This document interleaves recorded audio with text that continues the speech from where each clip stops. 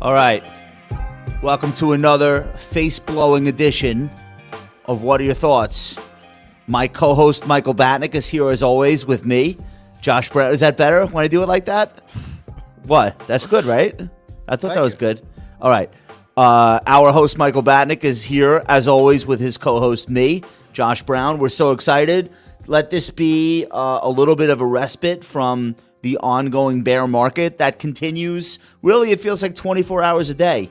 It doesn't feel like there's even a minute where it's not game on. They sell off tech stocks until about 8 o'clock at night, and then that whole shit shuts down. They go right into the crypto sell-off, and that continues till about, 2 in the morning when Australia gets started. And it's really just this rolling, bone-crunching experience to live through. The good news is it can't go on like this forever because we'll be at zero. So that's a little bit of a silver lining I want to start off with tonight. You know how I get through these markets? I use my dashboard at Y-Charts. That's what I was going to say, but is that true? What do you mean is it true? Say more. I feel naked showing this is very proprietary. This is what I look at. I've got some other dashboards, but this one is mine. I've got multiple dashboards on Y-Charts. Let's can make dashboards. Let's see what's in here. Okay. This is pretty basic stuff. Pretty basic. Why are these the things that you look at in this is sectors? Okay. If I'm just looking for a quick glance at what's going on in the market, this is what I look at. Oh, I feel like mine is better than yours. Don't judge me, donkey. I would show mine, but it's not necessary tonight. But that's only one. I've got multiple dashboards. That's just one. All right. Let's not get ahead of ourselves. That's what I want you to see. Y-Charts is go-to for me also. Y-Charts is tonight's sponsor. Highly recommend you check out the link below. If you've never given Y-Charts a shot because you're cool and you're a What Are Your Thoughts fan, you will have an opportunity to do so at a discount. So go ahead and click that link. Shout out to Y-Charts, best sponsor in the world. I also have to mention really quickly, and we have a lot to do tonight, but I have to. Tomorrow morning at 9 a.m. Eastern, we are dropping some news. The first wave of speakers at our upcoming Future Proof Festival coming out tomorrow at 9 a.m. So nobody even knows what we're doing or who's coming out or whatever. And we've already give one. Give a what's tease. that? Give a tease. No teases. 9 a.m. press release followed by multiple pieces of content / social media. And we have a lot to say tomorrow, so I don't want to say too much tonight. I'll do a tease. Adam Newman. Who? No, Adam Newman will not be there. You know his new startup, We Advise, and Adam's. No, we're going to announce I think about 30 speakers tomorrow. Some crazy number like that, and it's not even all we have. Like there's still more to come, but it's gonna be a big day. Future Proof is the biggest and first ever wealth festival taking place Huntington Beach, California, September 11th through 14th.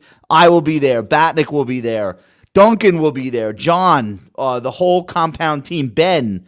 It's gonna be pretty exciting. So look for that tomorrow. Okay, you go first. You've got the first topic tonight. All right, we're starting off the week with some outflows. This comes from Lisa Bromwick's tweeted this. Every asset class saw outflows in the week prior to the Fed's meeting, with real estate posting its bigger outflow on record. So this is a chart of REITs. But basically, people are pulling money from treasuries, stocks, everything, except... car washes. Except for ARK. I feel like we're getting to the uncle territory. So this is investors have poured in $447 million into the fund this week, extending 3 straight weeks of inflows. This was, I think, last Thursday was the biggest daily inflow for ARK of the year. What is going on? One more. This is from Ben Johnson. ARK, it's the same thing. ARK pulled in nearly $400 million in flows Monday through Thursday this week. Thursday's haul was $334 million. The year-to-date flows now are $1.3 billion. The fund is down 52%. No, it's not. It's down way more now. But yeah, Martin. 75%.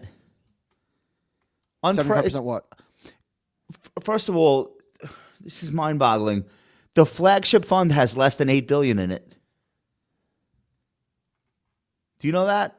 Was it 30 at the peak? 40? Yeah. Let's see. Over 30. The flagship fund is like 7-9. This fund is...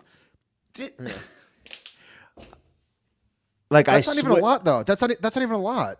It's a because lot. people are pouring. It's an active ETF. It's an active ETF. It's a big deal. That's a lot of money. There's never been an active ETF that's raised money like that.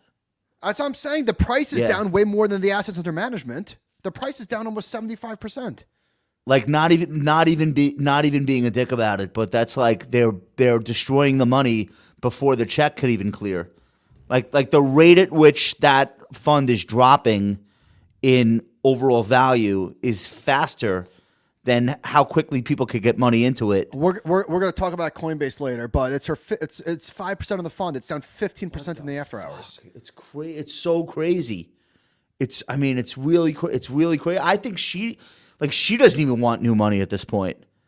Like they've got to be saying like, let's just like stabilize and not even worry about inflows. At least that's how I would be thinking if I were over there. This is unprecedented.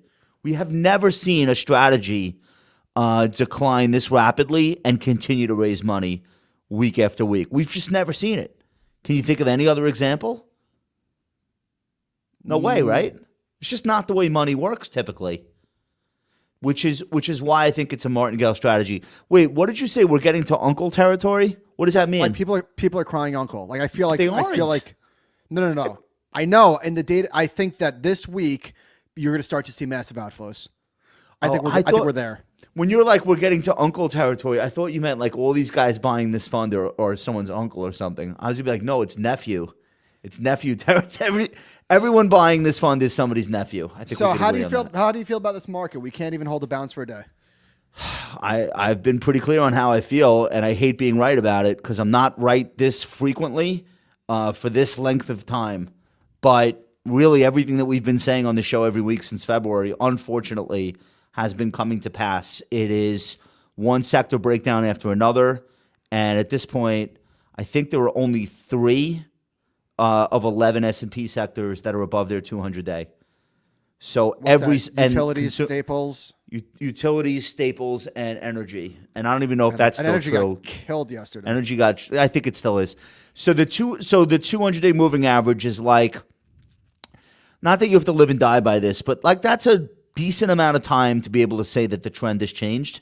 So you have 8 of 11 S&P sectors, and if you're sitting there like, well, I want confirmation. I want all 11, below before I'll believe it's a bear market. Like, I don't even know what you need to have happen here. The amount of the trillions of dollars that have been ripped out of stocks and plunged into cash, that's, to me, like, I know technically we're only down 17% on the S&P or whatever, and we need to be a full 20, but spot me 3 percentage points given how bad the NASDAQ is, for example. Like, spot me those extra 3 and just call it. So I had an academic debate on the air today with Jimmy Lebenthal, who I love, and he's like, "Well, we're not technically in a bear market. It's like it's like the knight in Monty Python." He's like, "Oh, what? I'm not." Both his arms cut off. I'm not dead yet. Tis but a flesh wound. It really is that. So I'm not standing on ceremony and waiting for the full 20%. What are these charts that we have? Hey, you know what? I'm staring at this chart, and I've read it 4 times while you've been talking, and I can't make sense of it. I thought I understood what this meant, but now I'm confused, and I'm sort of embarrassed. Maybe we can help me make sense. So, all right. So this is what it says. We're looking at the number of consecutive weekly declines for the S&P 500 of more than 5 weeks. What? We've just ended the longest run without one. Wait. What is this chart saying? Consecutive weekly declines for the S&P of more than 5 weeks. Is this a triple negative? No. I totally get this. What is this?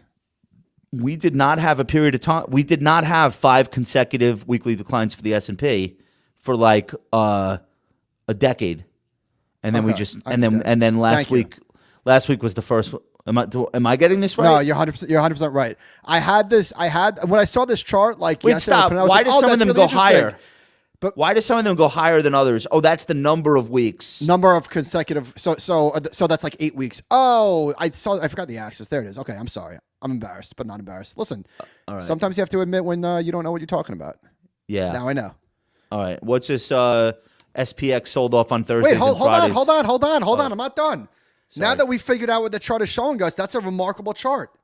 It's been years. Yeah. It's been years.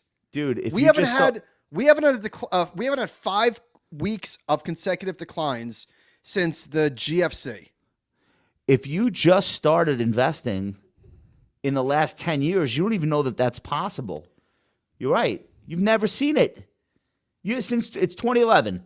So if you just started investing in the last 10 years, you've never seen that. It almost makes no sense to you. Wait, I don't understand. How could a stock get cut in half and then get cut in half and then get cut in half? It could happen in this environment where every week is lower lows. That's what you're experiencing now. So all right. I want to look at these clusters though one more time. Yeah. This is a good one. All right. No. Back to the other one, real quick. Look at these clusters, like look at 2000 or look at late 60s, early 70s. There's not a lot of one-offs here, Mike. The 70s were like the worst. That's a good point, Josh. The 70s were like the worst market ever. I know it might be a stretch, but basically. Yeah, there's not a lot of one-offs on that chart. They cluster. Yeah. So get used to it. Unfortunately. All right. You know how people say nobody wants to own stocks going to the weekend, and it's just something people say maybe as a joke or maybe not. This chart visualizes it. What we're looking at is the hourly return for the S&P 500 cumulatively in 2022, and you get some hope on Monday, Tuesday, whatever, Wednesday, whatever. Look at Thursday and Friday. Friday morning, people are just like, "Get me the hell out." Yeah. Starts on Thursday. Thursday afternoon, continues on Friday morning. How long has this been going on for? This is all year? This is for the year. I think part of this is because economic data releases that markets are very sensitive to right now tend to come out Thursdays and Fridays. So, for example, PPI comes out on Thursdays. The first Friday of every month is the jobs number for the prior month. I think there could be some link to the release of data, but that might also just be random. But is the moral of the story here: buy Friday morning, sell Tuesday afternoon? That's what I've been doing. I mean, that's how I've been getting through it. Who wouldn't do that? All right. This is Gen Z's first crash. I was talking to Nick about this yesterday, actually. And I was saying, congratulations. Not to him. Congratulations if you're 23 and you're living through this right now. This is better than grad school. Maybe it costs more. Maybe if you just turned 30 grand that you inherited from your grandma into $5,000, you just spent $25,000. That's probably a lot more than a college course on market crashes would cost. But goddamn, this is as good as it gets for an education. You have, in the span of under 24 months, just seen the markets at their most euphoric, not just in terms of prices for tech stocks, but IPOs, SPACs, crypto, day trading. You've seen that. And then inside of less than 2 years, you are now seeing the polar opposite. Can't price a deal, can't go public, literally can't go a week without markets selling off, elevated VIX, crashes every day, every hour on the hour. It's the polar opposite. Most people don't get to experience all of that within their first 2 years as investors. Do you agree with me? I agree with you, and I agree. I echo the sentiment that this is a good thing. And you know what really grinds my gears? It's old people that have probably been bearish for the last 10 years trying to stick it to this is your comeuppance. Mike Antonelli shared with me this tweet. I went on a rant yesterday with Ben. This drives me nuts. Yeah. Somebody actually tweeted this. An entire generation of traders and investors have never experienced what we are about to see over the next few weeks. Okay. This is what pissed me off. Buckle up, Buttercup. Have you ever seen something so condescending? That's a very, is that? How bitter is that? Who speaks that way? Do we know somebody that talks that way? Who wrote that? Buckle up, Buttercup. It doesn't matter. I mean, what an angry, miserable thing to tweet. Buckle up, let me ask Buttercup. you a question. What the hell is that guy invested in? You're not taking part in this yourself at all? Are you sure? Are you net short the S&P? As if. What are your returns sir? As if living through 1 or 2 or 3 crashes somehow makes you a market god.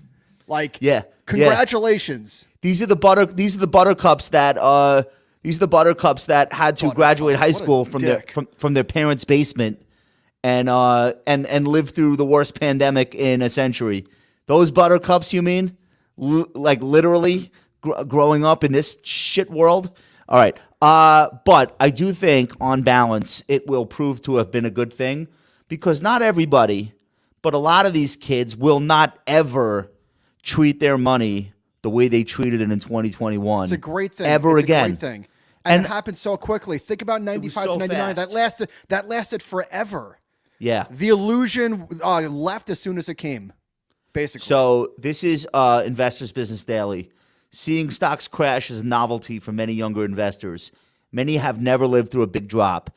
Apex analyzed more than 1.3 million brokerage accounts, and Apex is the backing of Betterment and Robinhood and pretty much everywhere the young people are.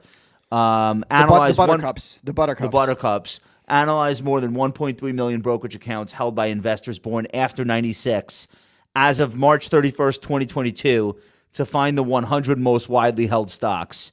Gen Z is the youngest cohort of investors aged 24 or younger. Okay, so you already have a sense of what they own, but it's their nifty 50.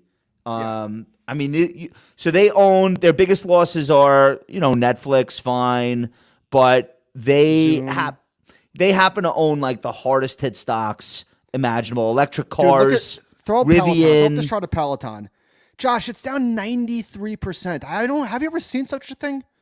For a brand name like this, down 93? All right, so these stocks are in the 100 most owned by 7 cents on the dollar. by Gen Z. Roblox, Rivian, Shopify, Netflix, SoFi, Coinbase, PayPal, Riot, Marathon, Neo, Lucid, Mullen Automotive. Those Moderna. stocks I just read off, the best one is down 50%.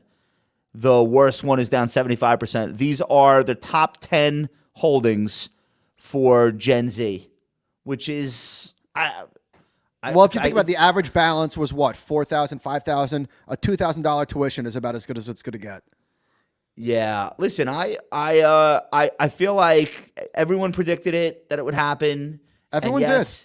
No, everyone, and then it did happen. But guess what? It's not only Gen Z that are trading these names. I agree. I own Roblox. Everyone that I know has been in those stocks. I don't know if they're still in them, but we've all been involved in these names. And nobody likes to see these, people lose money. But there's something, I don't want to say poetic, but I don't think too many people are disappointed to see the meme stock mania be over. Liz Ann Saunders just threw up this chart. I don't know what exactly is in here, but I would guess it's, GameStop and AMC. Let's throw up that chart, John. So GameStop and AMC are both 73 and 80% off the high. It's pretty much over. Remember memes of the new fundamentals? Nah. No, they're not. AMC's down 78% since last June. It's down 49% just this year. Peloton is 90% off, you said, from the start of 2020 to last November. A basket of retail stock favored by retail trades that Goldman Sachs tracks more than doubled. This year, that basket is down 32%, twice the S&P 500's decline. $9 trillion has been erased from the value of U.S. equities. The day trader army has held relatively firm, at least in terms of positioning, which contrasts with professional money managers who have been retreating. This is Morgan Stanley data. Hedge funds have been cutting risk for months, sending their equity exposure to a 2-year low. Retail is not capitulating. So hold on. Before we get to this chart, let's just look at the estimated P&L of all retail flows starting from the beginning of the pandemic. Can you explain this to the audience? How do they figure this out? I don't know how they calculate this, but they're estimating. You see the run up into the peak around February 21. To JC's point, credit to JC, and I don't know how it's calculated, but it's all gone. Well, buckle up, Buttercup. Yeah, oh my God, it's unbelievable. But they're not leaving. Horrible. They're not leaving. They're doing like oil stocks now, or they're shorting. They're learning how to short. Sam Rowe tweeted more dip buying last week, during which the S&P 500 was down 0.2%. I mean, we know it's down a lot more at the lows. Clients were net buyers of U.S. equities, $2.4 billion for the fourth consecutive week. Most people, the buttercups of the world would like to see retail capitulation. Yeah, no, I think you will see it. I think we're close. Continues. I think we're close. But capitulation could take many forms. I think you're going to see I think you are seeing, I should say, looking at Robinhood, you're seeing like accounts abandoned. Like they're not even. All right, they might not be selling, but they're just like, I'm fucking done logging into this. Like, it'd be a great chart to see. I don't even want to look at it. To see the daily logins probably went like this, and it's probably gone. Who's looking? Right. I'm not looking. So that's a form of capitulation that won't get tracked in like ETF data, but just like people being like, all right, whatever, I'm not even logging in anymore because I assume it's zero. That's a thing. I remember having seen that after different crashes. So listen, when we were doing retail brokerage, we were clearing through Fidelity. Their brokerage custodian business is called National Financial Services. And I was believe it or not, I was a co-branch manager. And they used to send me a list every week of abandoned accounts. And I would have to like get the person on the phone and be like, do you want to close this account? There's like $8 in it. And you would just have people never pick the phone up. Like that is a form, and that's after the great financial crash. That's like 08, 09. So that is a form of capitulation that you will not see in the traditional data. But I bet you if Robinhood were to open that up and show us account logins, it would be exactly like that. I think there would just be 100%. abandoned accounts. Weird data point to throw in here, given this, is the individual. Throw up this next chart. Comes from Vanda Research. They track individual investors' net flows into U.S. stocks and ETFs monthly. Again, I don't know how they do this, but people are not backing down. Merrill Lynch just said, Bank of America Securities, Savita, just said that last week with the S&P slightly down, retail they call it private client, but that's Merrill Lynch retail, added net $2.4 billion to stocks. So now, to your point, they're still playing. Now, are people getting better informed? Because in prior cycles, you would see when stocks crash, people run for the exits. It's based on their work. How do we explain People are this? buying broad-based ETFs. They're not buying individual stocks anymore. Like Brilliant. the flows are coming in, but so they're people like are taking advantage of the sell-off by buying index products. In other words, people aren't excited about stocks once they've fallen 70%. They're not like, oh, I've done some fundamental research on my next big winner. But they do understand that markets are down. They should add to their portfolio. I made 2 manual contributions to my Liftoff account over the last, 6 weeks. Yeah, you don't care what stock. You don't care what stocks it buys. You want stocks. I have a monthly auto contribution, but over the last 60 days, I've made 2 off-schedule ones. And I'm not buying Peloton. I'm not buying Spotify. I'm not buying Shopify. I'm like, nah, I just want indexes. I'm good. I'm good on the crashing stuff. I added to 2 or 3 individual stocks, and then what I really should be doing is not that. I should really be adding to my Liftoff. I haven't done an override ad. I'm just doing my regular amount. But you're right. That's a smart idea. So let's talk. So like I'd be lying if I wasn't tempted to buy some of these names. Amazon, for example, peaked at almost $2 trillion during the pandemic. Dude, this is nuts. It lost about $800 billion in market cap. It's about to give it all back. Is this where we're headed for the 2019 peak or the 2020 peak? When did Bezos retire? Did he sell the top? I didn't sell it, but near it. Yeah, he left. I think he walked out.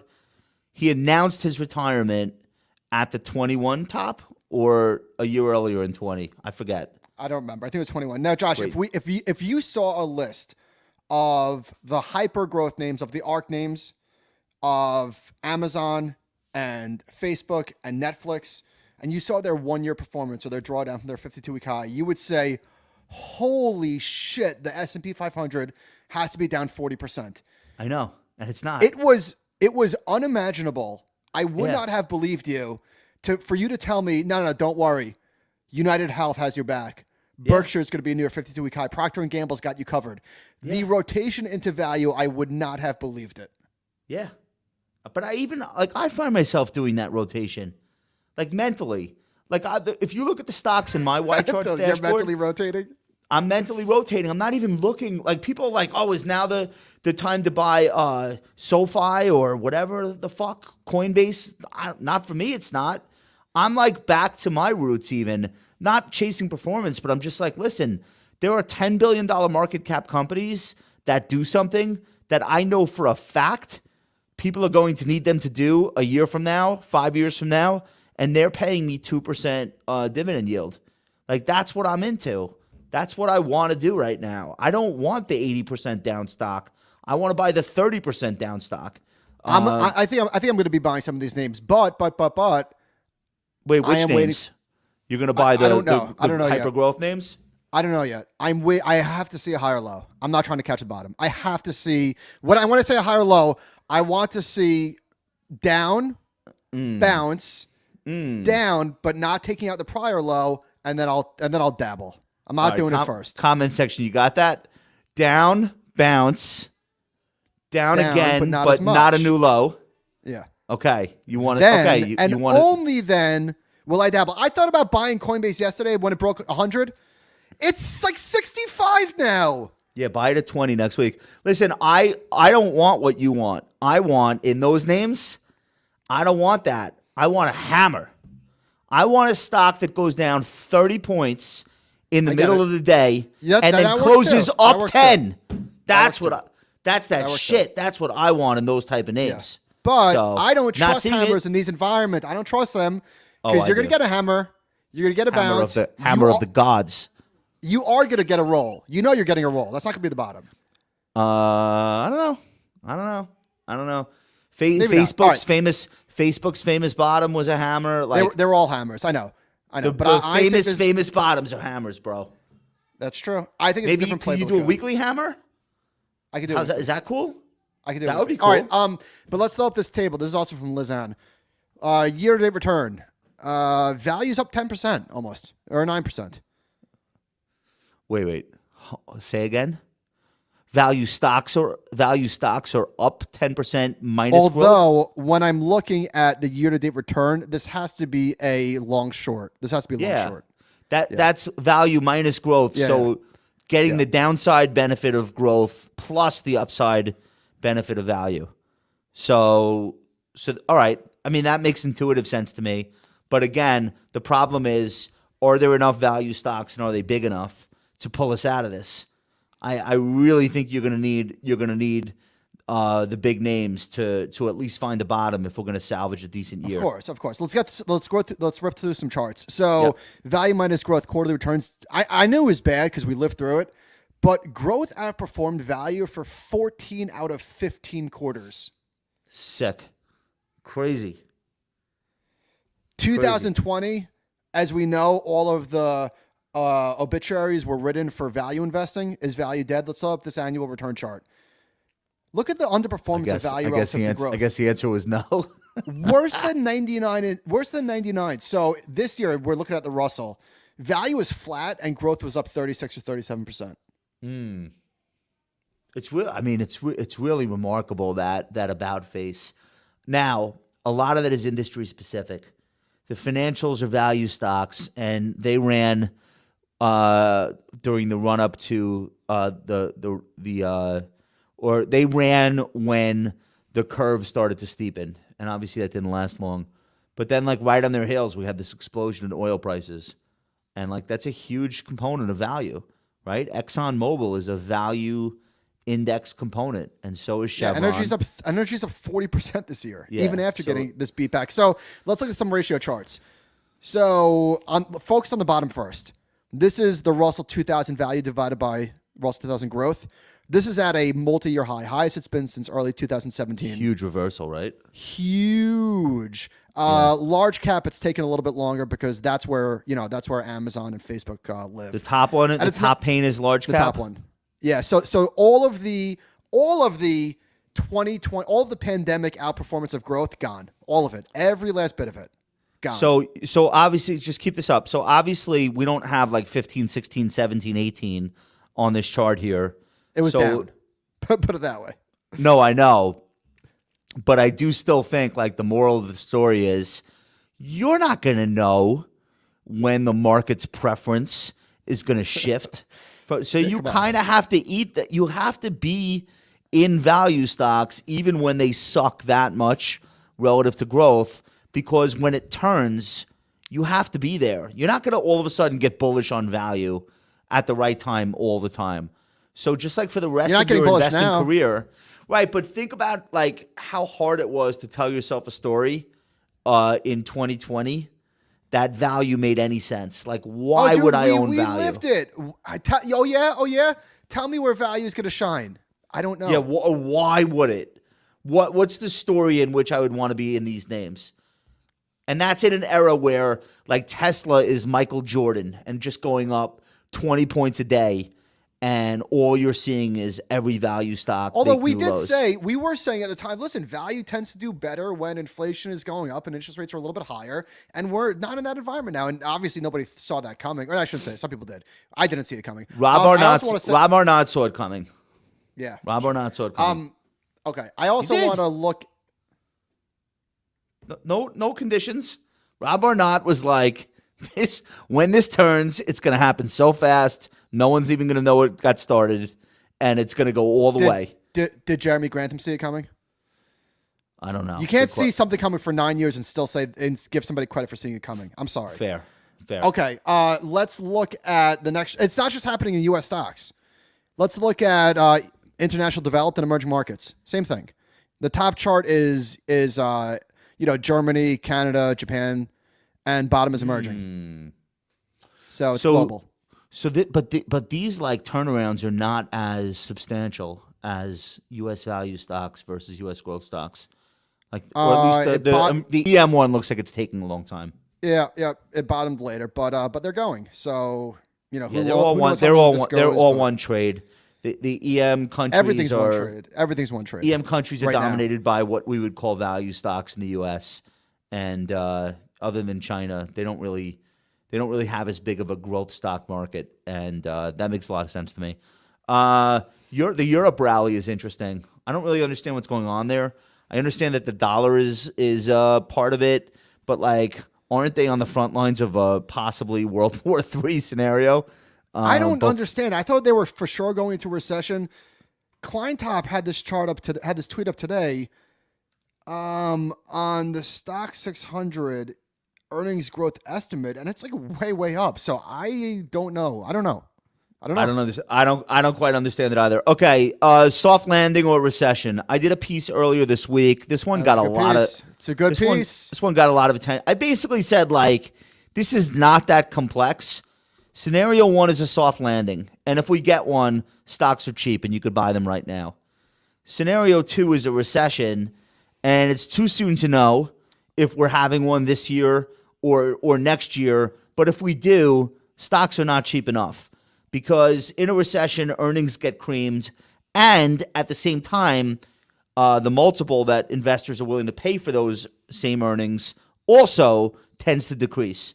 So right now, all we've seen is multiple compression. That's it. We haven't earnings even are still seen growing. Earnings turn down. This is a problem. This is scary. A problem.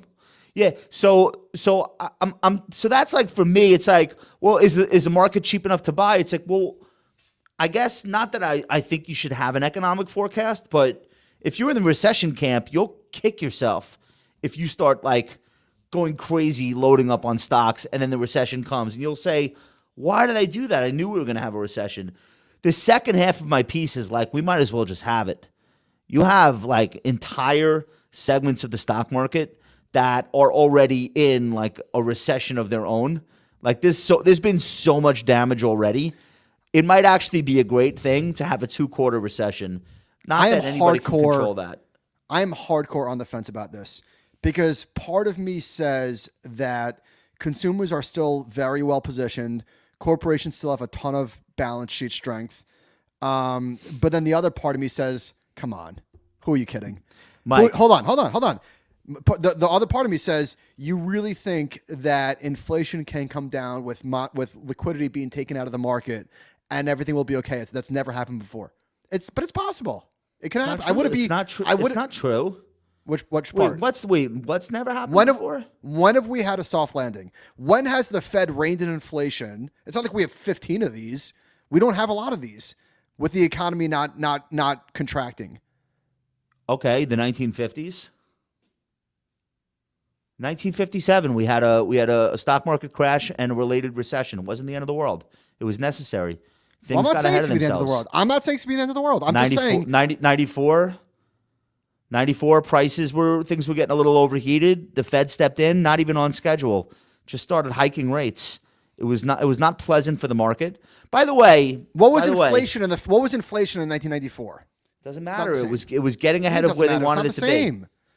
No, of course it's not the same. I'm not saying it's the same. I'm just saying it's a soft landing. You asked the question. I'm giving it to you.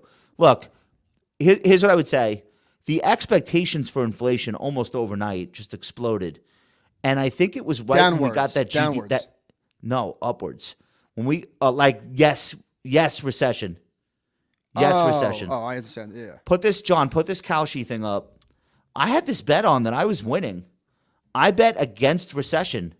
I'm a no. You could see it says sell no, 4 cents. So I'm a no, and I was doing well, and this thing went all the way against me. Look at the move. What is this? Kalshi.com? Is that the okay? So look at the move that this chart that this market made. Now it's not billions of dollars, but there's some decent volume in there. All of a sudden, when we got the first quarter GDP report, which was negative, now all you need is one more, and you're technically in recession, and this bet will pay off. Now it'll be the weirdest goddamn recession ever because we have two open jobs for every one job seeker, and it's kind of hard to have a recession when companies are like throwing everything plus the kitchen sink at new employees. I think if we do have a recession, it could be the weirdest recession of all time. I keep joking that it could be the only recession ever where consumer spending rises, which I know sounds literally impossible, but I think it might be really weird. Yes. Well, everything is weird now. Everything is upside down. So imagine having a recession because the jobs market is too good. That's a thing that literally we might be on the verge of. To be fair, Goldman Sachs is now saying 35% chance of a recession. Really going out on a limb. 1 in 3. That's a great call. Deutsche Bank is saying it's pretty much a done deal. You're going to start hearing more and more about recession, and if we don't have one this year, for sure we'll have one in 23. Well, guess what? The market is telling us like it thinks something bad shit is happening, right? Obviously, look what's going on. Yeah. If you think a recession is, how do you sell stocks now? But when do you get back in? Well, so this is the point that I really wanted to bring out for the people watching. By the time the National Bureau of Economic Research, NBER, which I don't even know who that is or who empowered them, by the time they come out and officially declare a recession, the stock market has already bottomed. So a lot of this is like, are we going to have a recession or are we not? The stock market has already doubled. Yeah, these days. By the time they say, okay, the recession's official, we're ripping to new highs. So it's not about I want to get the economic picture right. I'm just saying it feels recession-y in the stock market. Historically, that kind of thing will spill over into the real economy. And I think that's what the Fed wants. When you hear them say tightening financial conditions, what do you think they're talking about? They're talking about credit availability, interest rates, and stocks. That's it. That's what it is. That's what financial conditions is. So in large part, this is like deliberate. So just deal with the Fed wants you poor right now. So just live with that. All right, what do you got? All these stocks that are down 80% going into earnings and falling 15% in the after hours. We were talking about like SoFi, is it going to break 10? Remember that? It's not like 5. Yeah. It's going to break 3. All right, so I almost bought that. Thank God I didn't. All right, go ahead. There was a leaked email from the CEO of Uber. Pronounce his name. Say his name, sir. Is it Satya Nadella? No, it's very close. It's Satya Dara. Nadella he was the CEO of Microsoft. It's Dara. Where'd Dara come from? Khosrowshahi. Where was he? This guy's a beast. I think he was Expedia. I think he worked maybe for Malone. Liberty owned Expedia at some point or spun it off. I don't know. This guy was the real thing. He saved this. This this was a smoking crater when they brought him in. So what did so basically he was saying to his employees, it's time to start focusing on different metrics because investor preferences has changed. I'm paraphrasing, obviously, but that was pretty much the TLDR. All right. So I have mixed feelings about this. I own this stock. So the shareholder in me is like, this is good. We want profitable growth, and we're not interested in TAM anymore. TAM is so last year, right?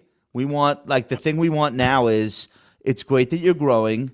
How much did it cost us, right? And there should be some profit at some point. Okay. So he gets that. I was very surprised, though, to hear a Silicon Valley guy. He's an establishment Silicon Valley guy, but so what? Even give a shit about what Wall Street wants. Like the prevailing sentiment on Wall Street, let's give them what they want. That is like a very anti-Valley thing to be talking about publicly. I can't believe I said Satya Nadella. I'm embarrassed. But there's one Jeff Bezos, right? Like Jeff Bezos never gave a shit about analysts. He was focusing on growing the business, period. I don't blame the guy for talking like this. Like, listen, you've got a shareholder base and it matters. Yeah. So he's basically saying, look, right, because if the stock goes to 10, then it's like game over. There's no hiring of anybody. Right. Because they're hiring people with stock options. So he recognizes the imperative right now is keeping the stock price somewhere reasonable. So from that perspective, I do like what he's saying. It's just surprising to hear somebody be like, well, that's not in style on Wall Street. Contrast that. I have the same amount of money sitting in Uber as I do in this company, A.O. Smith. And I just bought more of that. I did not buy more Uber, and I'll tell you why. The guy from A.O. Smith doesn't give a shit what Wall Street wants. They just announced. Are they making boilers? They're making hot water heaters and boilers all over the world. They own all the brand names. If you look in your basement, your water closet in your house. What are you even doing? What are you buying boilers? Hold on. 70% of the business is replacement. And they just announced a dividend. It's their 82nd consecutive year of paying a dividend. And they're doing a buyback. But I just said to myself, which one do I add to? Right? Both are down roughly the same amount. Well, one of them has a CEO who's like, what's in style on Wall Street this week? I'll shift the whole business toward that. And the other one's like, yeah, our 82nd consecutive year paying a dividend. We really don't give a shit what's in style on Wall Street. And back to my original point, I find myself making that mental shift or that mental rotation into more situations like that right now. So the Uber thing, you're mentally rotating to value. I get it. I am really mentally pivoting. You're making a hard. mental rotation. Yeah. All right. My last comment on this. What Uber is going through right now and talking about is the beginning of something, not the end. Throwing billions of dollars in stock options up in the air to hire thousands of people using VC money while chasing a Don Quixote-esque impossible TAM dream is very last year. And investors are not subsidizing this shit anymore. I think this is the thing. This is it. I think everyone's got to get used to this is the new mentality. Like the LPs want to know what's going on with the money they gave you. And that works its way through the system really quickly because your job is on the line. And what else could you do?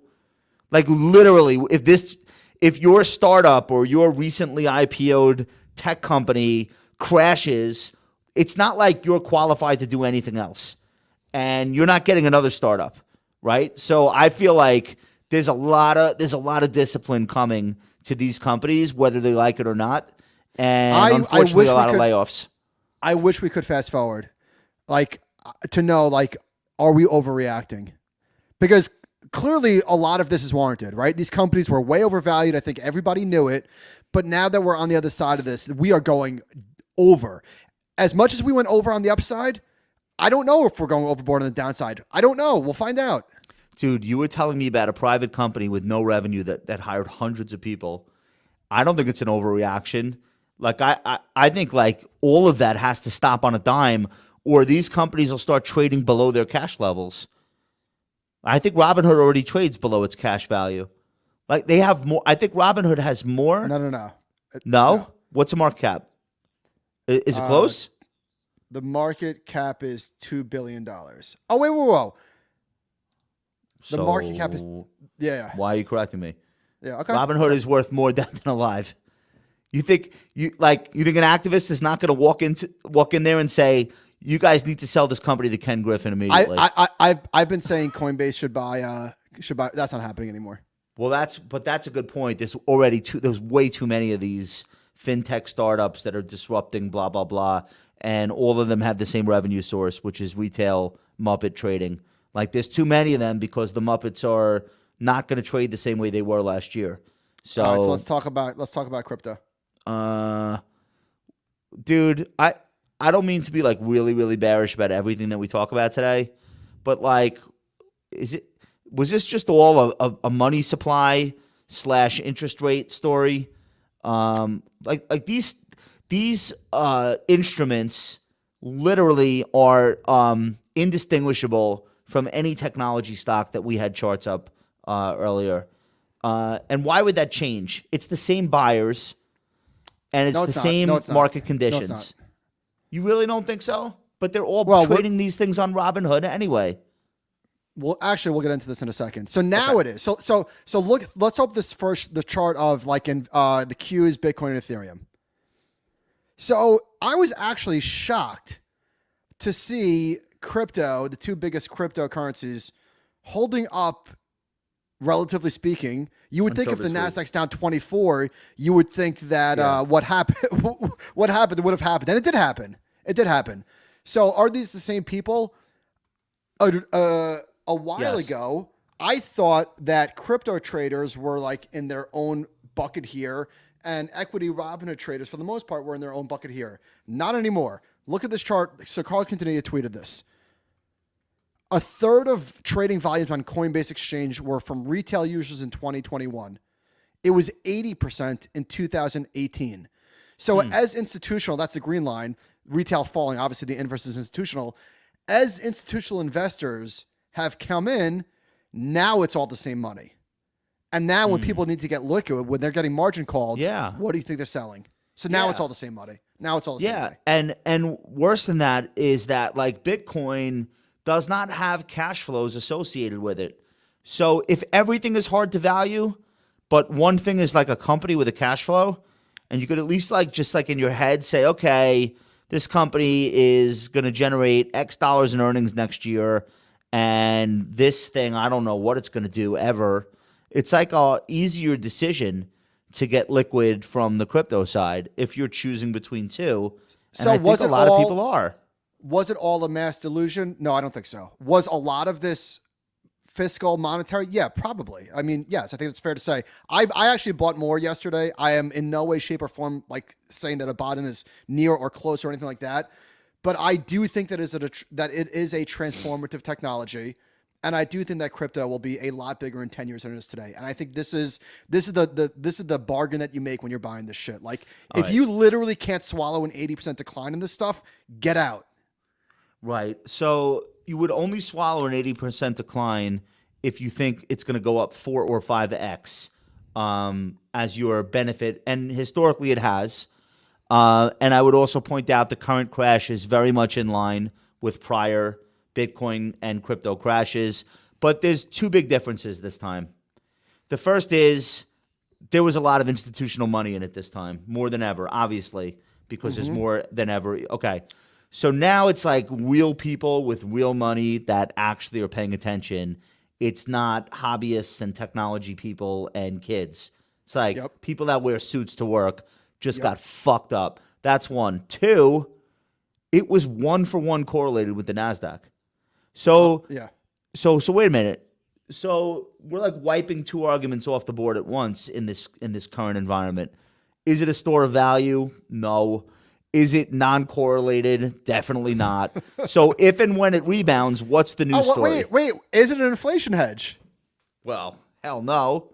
It certainly isn't. So if and when it rebounds, what's the news story? Is it going to be a use case, like an actual use case? I think that you can be a long-term bull on crypto, which I am, without being a psycho.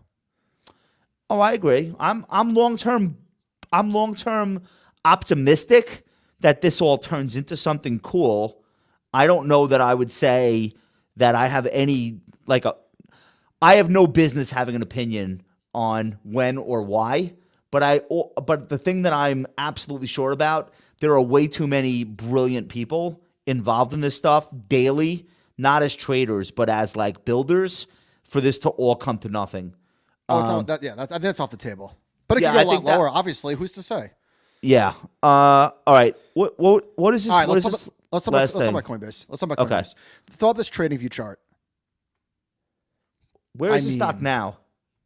61. It broke 100 yesterday morning. Wait, is that possible? It broke 100 yesterday morning. So that's $61. Okay, so before this, I read through their shareholder letter, which I will say ended with this. We are at the point in our evolution where we need to continue investing to drive growth and help grow our sector. Blah, blah, blah, blah, blah, blah, blah, blah, blah. Hashtag, we are going to make it. What? Okay. All right, so let's get into some of the numbers. Let's get into some of the numbers. Okay. We ended Q1 with 4,948 full-time employees, up 33% from last quarter, and are pleased with our ability to attract and retain top talent. Over the past 12 months, we have added 3,200 net new employees. Their stock-based compensation was like $350 million in the quarter, about a quarter of the revenue.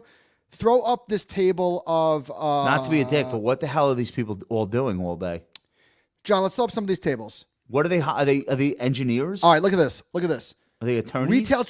Retail trading volume, the first number, $74 billion, a decline of 58% compared to Q4. Yeah. 58% decline. Yeah. Because this is like the ultimate greater fool thing. Like, there's no way you're going to have the price down as much as it is and have more retail activity. It's just like, it defies logic, doesn't it? So now let's throw up the next chart. Okay. All right. This is what burned them. Look at their total operating expenses. Look at the full-time employees. I still don't understand who they're hiring and why. So I think they reported, I don't know, a $200 million profit last quarter, something like that, and a loss of $20 million this go around. Did you see their Oh, NFT? no, I'm sorry. Yeah, it was nothing. $840 million income last quarter. They lost $430 million. It's over. It's their 10th anniversary. They've been around for 10 years. Investors have had enough.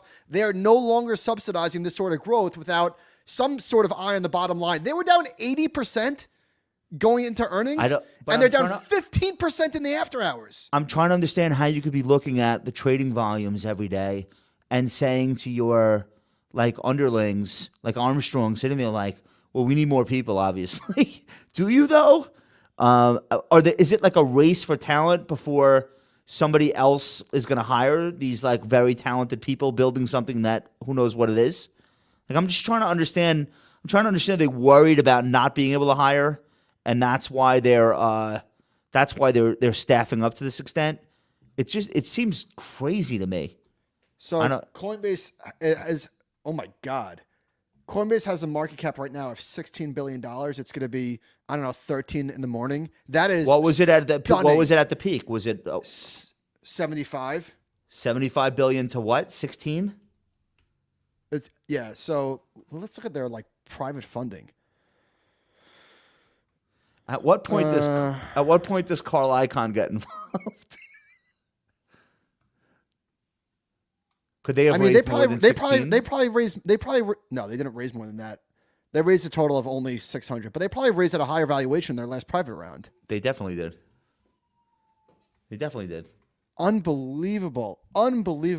So whatever you thought your private company was worth, Coinbase is worth 13. But all the things that they're brutal. So all the things that they're all doing, like they're all doing it together. Like one of them's like, oh, we're gonna do a whole DeFi thing, and the other one's like, yeah, us too. And then like, oh, we're doing an NFT marketplace. Yeah, so are we. There's like no interest in any of this shit. It's like 1,000 people care. They're like, when you look at the trading volumes for these things, they're falling off a cliff. Nobody's that into it. So what is all this hiring and building about? I'm not asking it like in a facetious way. I really want to know what is being built. Is it like a station on the moon that we're not allowed to see until it's done? So they give their Q2 outlook in the report. We believe MTUs, what does that stand for? Monthly something transaction user, whatever, will be lower in Q2. We believe total trading volume will be lower in Q2. I mean, it's all bad. So they're guiding down, which is not great. And yeah, to your point about transactions and stuff, it's down. The interest it's similar to Roblox. It's similar to it's similar to Pinterest. It's similar to Peloton. Like when people were allowed back out of their homes, the interest in this stuff, it didn't go to zero, but it's like maybe never going to go back to the level it was at. Retail trading volume was down 58%. Right. Compared to the last quarter. Yeah. I really don't. The enthusiasm for the trading of these instruments to me is even more mystifying than the enthusiasm for like, oh, all the smartest people working on all these great projects. Well, what are they? Can you show us something that's tangible and meaningful that doesn't have to do with just trading more crypto? So, I mean, that's the issue here. Coinbase has done, I don't know, $8 billion in revenue over the last 12 months, something like that. Market cap is going to be like $13 billion. It's pretty sick. They're also not going to get the same margins on trades that they were getting. I think there was like a historic moment where there were no market makers and they just had it all to themselves, and that's not going to be the case going forward. So you could say like, yeah, I mean, maybe this business looks cheap, but what are they doing? They're way overstaffed. People aren't. They're also sponsoring. How do they turn this around? How do they turn it around? They're also sponsoring a different fucking Roman orgy in Miami every other week. Like there's not a month that goes by where there aren't 6 crypto conferences in Miami. You know how they turn it around? Is it the same people going to all of these events? Here's how they turn it around. If the Fed stops raising interest rates. Okay, say more. Say more. That's it. Well, the Fed will stop at a certain point. No, but like now. Well, we're not going to Fed funds 3.5% or whatever because we'll be in a depression before we get there. Investors are super sensitive to underwriting these type of losses, and it's over. The crypto economy is basically like this amazing mechanism to take dollars from like guys in their 20s and convert them into like conference costs and money pots for hip hop stars. Like it's like just been this incredible money transference mechanism. I don't think that kind of thing is sustainable to go on much longer. All right, let's bring out Duncan before I get too depressed over Coinbase. A stock I was rooting for, by the way, and I traded Coinbase. Oh well. Duncan, cheer us up. What's the first viewer topic for tonight? Okay, well, first, I actually do have some good news. We're almost at 1,700 live viewers right now, which is definitely a new record. Has blown the doors off of our old record, which was just over 1,500, I believe. So thanks, everyone. Thanks for coming out. Thanks for watching. We love you guys. Needless to say, we love you guys. Thank you. Yeah. Okay, so our first question is a simple question to a complex topic, and it's from Victor. Victor writes, can someone please explain what's happening in the bond market?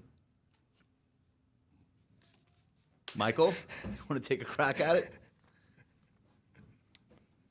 Yeah, I don't know what took so long. Maybe this was the mystery. And Josh, we were talking about this like, what is taking so long?